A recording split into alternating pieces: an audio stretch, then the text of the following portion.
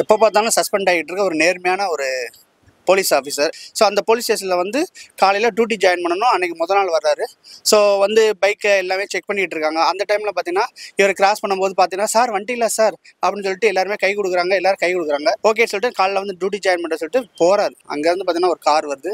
நல்ல தண்ணியை போட்டுட்டு ஒரு 2 பேர் வந்து குடிச்சு ஆட்டம் போட்டுட்டு பயங்கரமாக வந்து போலீஸ்காரெல்லாம் போட்டு மோதி கீதி வண்டியை நிப்பாட்டுறாங்க. வண்டியை பிடிச்சோன்னா ஒரு லேடி போயிட்டு சாவியை எடுத்து தொடுறதுக்காண்டி வண்டியை கீழே இறங்குன்னு சொல்லும்போது கீழே இறங்கி என்னடி பண்ணுவேன்னு சொல்லிட்டு சட்டையும் கிழிச்சு ரொம்ப அவமானப்படுத்துகிறாங்க.